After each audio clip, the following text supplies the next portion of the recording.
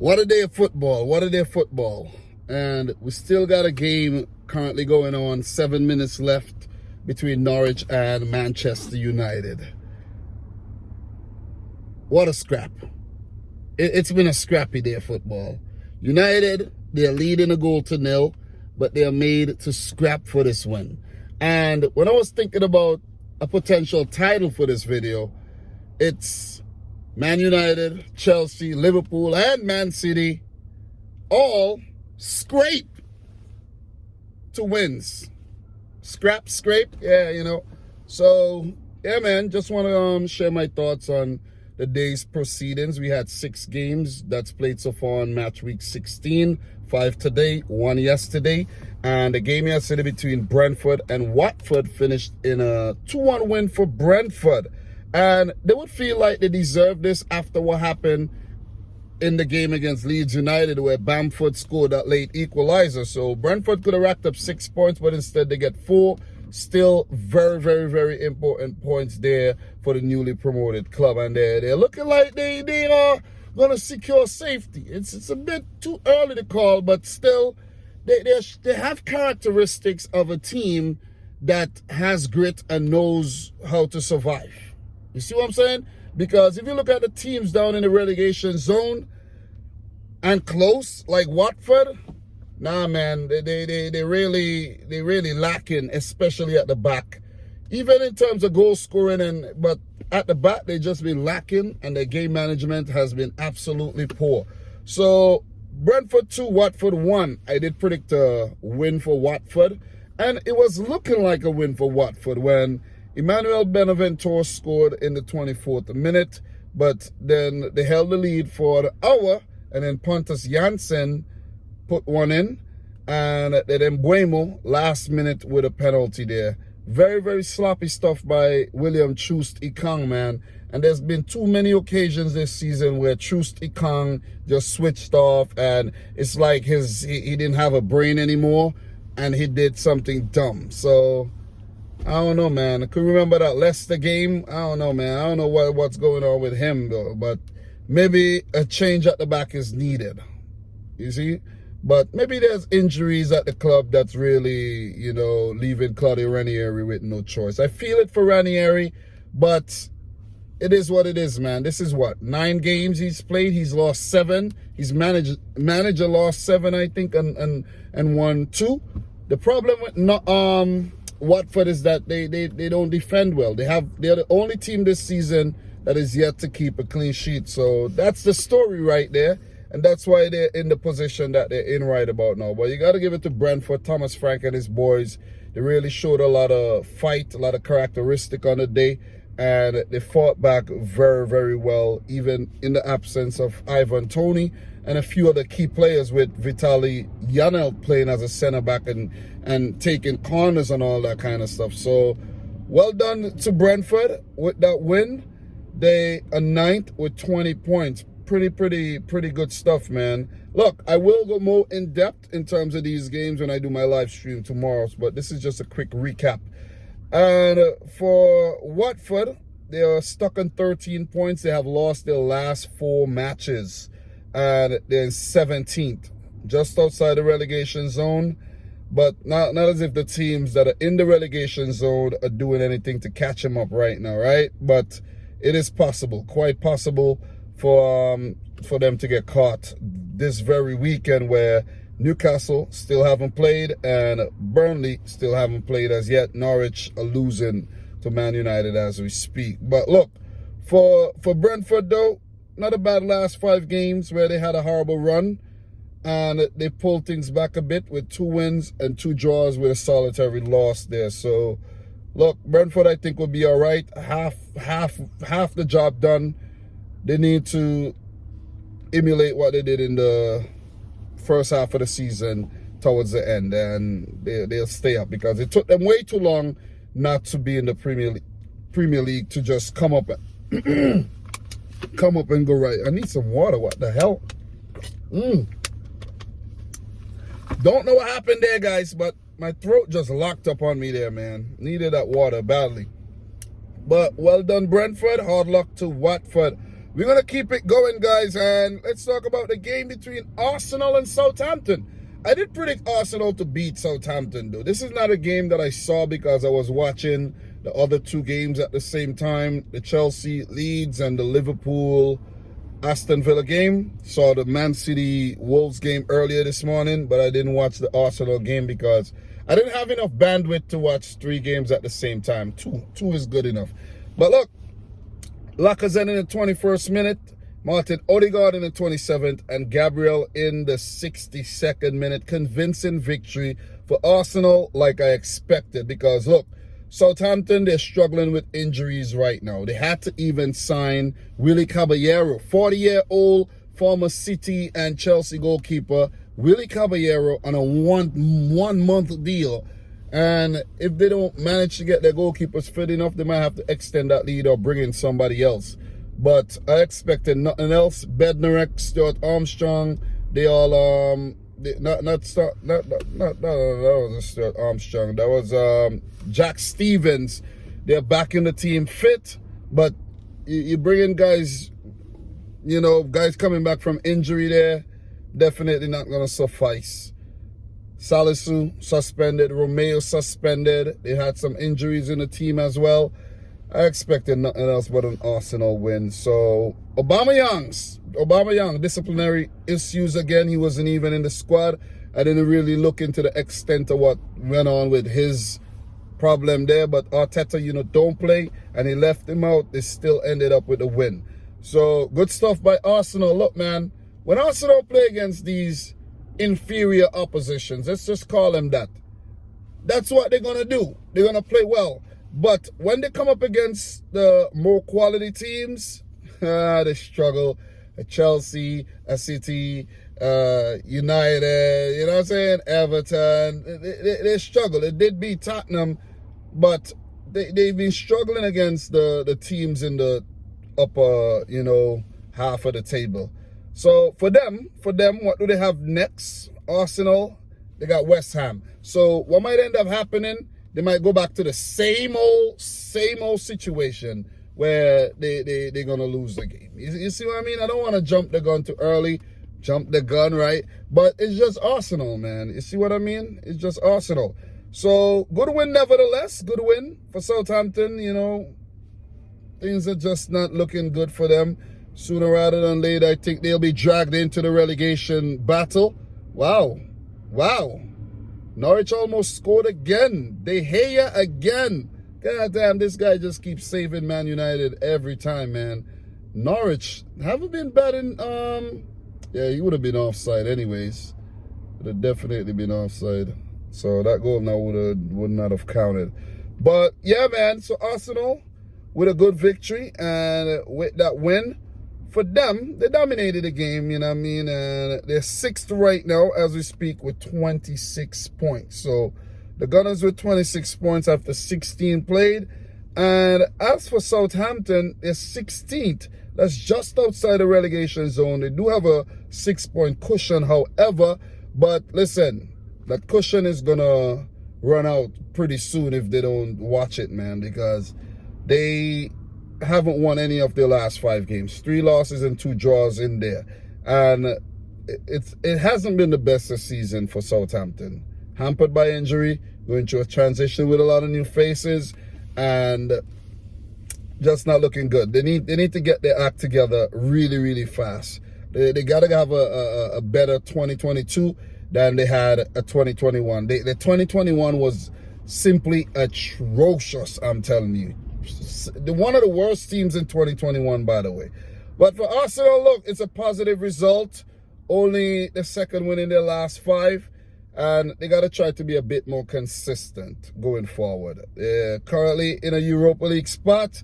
And I think that's where they would like to stay, in the top 6. But with Arsenal, you never ever know. Look, we got to keep it moving. I don't have a lot of time. And we talk about the game between City, Wolves. That's my team. You guys should know that by now. If you don't know and you're new, I'm a City fan. Subscribe to the channel, by the way. Look, if you actually like the stuff. Frustrating game frustrating game. I think we got very, very, very lucky here. We got extremely lucky. But it should have never came down to luck. We had 24 shots at goal, 10 on target, 71% of the ball. 71, you know. Listen, Wolves only had one shot at goal for the whole game, and then later on in the game, Kilman headed a ball, almost scored. So it was a dominant performance, and it's yet another game where we dominate, but it's frustrating. We cannot break down the opponent because players are not taking their chances, and it's just a lot of sideways and backwards movement. You feel me? So it was a frustrating day, but you got to give props to Wolves, though. Oh, definitely got to give props to Wolves. The last two games that they played, they lost 1-0 in both of them, but they definitely frustrated the hell out of both Liverpool and Manchester City there, which shows that Wolves are a top side. They don't concede a lot of goals, but the problem with Wolves is that they don't score enough.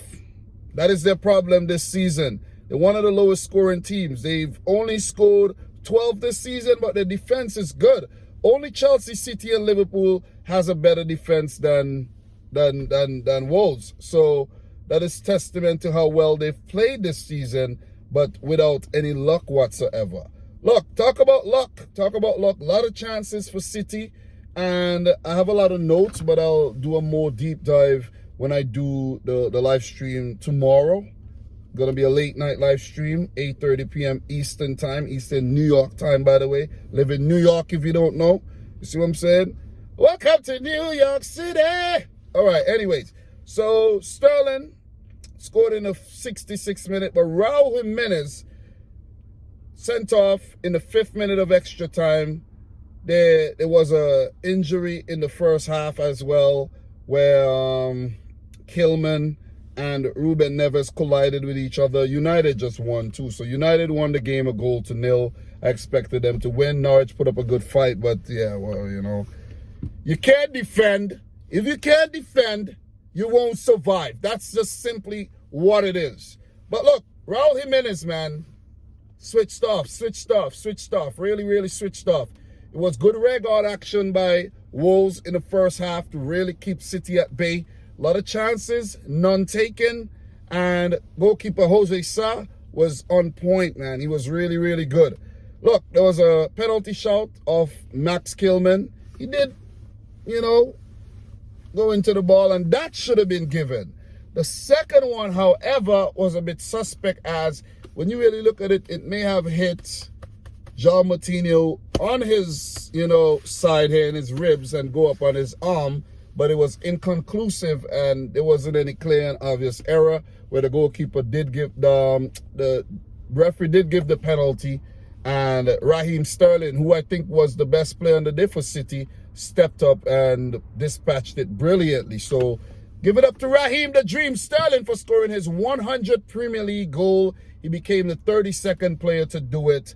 And look, I criticize him a lot, but listen, that's us football fans. We're fickle. We criticize, and then when you play properly again, when you start playing good, like how you're supposed to play, like, you know, you're getting paid well to play, then you get the credit. Do I still want him to leave the club? Maybe not. Maybe I pulled that back. Maybe I pulled that back a bit, but it was a quality performance. Very, very good decision making by Sterling, and he even set up Grealish for a lovely tap in. I don't think Grealish was actually expecting that ball to come to him. Let's just give him the benefit of the doubt, and he put it over. But that was a sitter, man. That was definitely a sitter that he should have scored. And he's been struggling, though. And I think Pep Guardiola is trying to get him back, you know, his confidence. He's really been struggling, you know, during the last couple games. The Watford game, the game versus Leipzig, and today's game against Wolves. A lot of chances to score and didn't. It's nice to see Kevin De Bruyne come off the bench and, you know, get some game time. João Cancelo picked up a horrible yellow card. He'll miss the game against Leeds. But Kyle Walker, who didn't play, should slot right in. Zinchenko, I think, was solid on the day. Ruben Diaz, Laporte, nothing really to do. Another good game by Rodri, in my opinion. And I think the team overall did what they usually do in games. They dominate and they create a lot of chances. But the problem still remains no one to tuck him in. But you got to give credit to Wolves, though. You definitely got to give credit to them. They put up a good fight, and they had a plan. Their plan was to sit back, defend, catch City on the break, but they just couldn't get that out ball to do so with Adama Traore, and Raul Jimenez did get in, did get sent off. Silly. I don't know what he's thinking. Foul on Rodri, and then stopping the free kick. Double yellow card, sent off. He'll miss the next game. And that'll put Wolves in a precarious situation as well. But look, 3 points on the board for City. They stay on top the table. Stay on top the table. That's what's most important. 38 points, wins ever since that Crystal Palace loss. And that's 12 wins now, 2 draws, 2 losses. Top of the league. That's week 2 on top of the league. So let's see if Man City could go on to stay on top of the league for 22 more weeks. I know the Liverpool fans and the Chelsea fans won't want to hear that, but it is what it is, though. Definitely is what it is. So, look, City on top of the league, 38 points, as I mentioned. Wolves, they're 8th with 21 points. Not bad at all. 2 setbacks in their last 2 games. So, we got to keep it moving. I'm definitely strapped for time. And the game that we're going to talk about next is the game between Liverpool and Villa. Liverpool 1, Aston Villa 0. Steven Gerrard's homecoming as an opposition manager, and was well, respected and everything. But once the whistle blew for kickoff, was a wrap. That goes out the window. It's time to take the beating. So I did expect Liverpool to win the game, and they were the better team overall on the day. They were frustrated. It's a similar game to the City Wolves game. It's a similar game to the Liverpool Wolves game, I should say, where Wolves frustrated the hell out of Liverpool. And even though this was not a last gasp winner, it was, a lapse in concentration by Aston Villa captain Tyrone Mings that give Liverpool the winning goal, the only goal of the game. So overall, though, look, Liverpool were Liverpool. They were good. They were dominant. They passed the ball well, moved the ball well. They were threatening. And 20 shots, 5 on target. Look, they didn't have a lot to do in defense. And whenever Villa forayed, they dealt with it. There was a few occasions where Alisson slipped up a bit, but it didn't really come out to nothing. I'm not going to say it was a most polished performance by Liverpool. They do have a lot of kinks to iron out in terms of definitely tucking away their chances. Similar to City, similar to City, where those two teams just dominate but do not take all of their chances. And that could be, the Achilles heel of some of the better teams on the day. And then what they do, they allow you a chance or 2. Villa only had four chances, none on target. 4 shots at goal, none on target. They didn't really threaten in the final third too much. And in their defensive third, they didn't look too bad at all. They were really, really resolute up until that moment where Tyrone Mings decided that he wants to, take Salah out. Like, what is wrong with you? You want to dance? What do you want to dance? You see what I'm saying? Like, that's the difference. That's the difference between top teams and these teams that are struggling. Key moments, switching off. Lack of quality when you need quality. When you need to manage games. Players switch off and forget where they're at. Forget you're in the box. You see what I mean?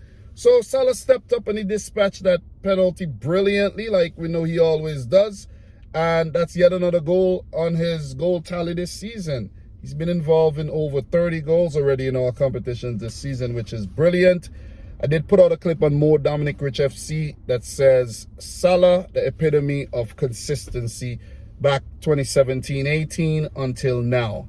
This is the 6th season. This is his 5th season, and he's been magnificent Mo every single season. So look, Oxlade-Chamberlain did start. I think Klopp's trying to rotate, try something in the, for when Salah Mane leaves, he knows what he could do, his options. And yeah, but a lot of chances not taken. Emi Martinez was brilliant on the day, pulled off some really, really good saves. I have my notes. I'm going to refer to the notes when I do the wrap-up tomorrow, the roundup tomorrow. But look, not going to get too deep into each and every fixture right about now. But look, 3 points on the board, 3 points on the board. Whether you have to scrap, whether you have to scrape, it's still a win, right? But Villa deserves a lot of respect. I think Ollie Watkins had a good game. Ashley Young had a very, very good game. The midfield trio of Nakamba, McGinn, and Douglas Luiz were brilliant as well. I think Cash was bright. Overall, they were good. They were good. With the exception of that one stupid moment by Tyrone Mings. And I did mention in the preview that they do have that in them. They do have that little rashness, you know, especially with Mings. And seeing that he's a captain, he got to try to weed that out his game. But it's probably too hard at this time. He's about, what, 27, 28? I don't know, man. I don't know. He just had, that's just wired in, man. That's just in his DNA. But look, I'll get a little deeper. Hard luck to Steven Gerrard. Klopp would be a happy man here. 3 points on the board. They stay written grasp of Man City in second, and that's 1 point behind with 37 points, 16 matches. They've also been on a mad run since they lost that game to West Ham United. So City and Liverpool are the most informed teams in the league right now, hence the reason why they are top 2. So look, for Aston Villa, not a bad job done by Steven Gerrard. First 5 games, only lost to Liverpool and City, took care of the rest teams. And it's going to get a bit easier from now on, right? It should. It really, really should. They're 12th with 19 points, and a lot of work still left to be done to actually have a successful season. So, Liverpool fans, thank you very much once again for continuing to support the video and every video I put out on your team. Appreciate that, man. Look, but last but not least, just want to wrap things up right about now. Chelsea 3, Leeds 2. It's a worry. This is worrying form for Chelsea. A win is a win. You win the game, but you do have to put Chelsea's last 3 results under a microscope, right? Lost to West Ham 3-2, drew to Zenit 3-3, and now you won. You won to Leeds, almost lost the game too if it wasn't for some silly defending. And that's the thing. That's the thing that separates the more quality teams. It's a decision making. Look, telling you, I don't know what these guys are thinking, man. But anyways, I really don't know. But look, Rafinha in the 28-minute penalty, right? Marcos Alonso, you know, and Chelsea were looking good, but Leeds stayed in the game as well. But Mason Mount equalized, 42nd minute, good near post goal. And then shit hit the fans, basically, when Rudiger was taken out by Rafinha. Unnecessary stuff. Unnecessary. This is freaking Rudiger. It's not Mount, okay? It's Rudiger, who's been playing as a forward.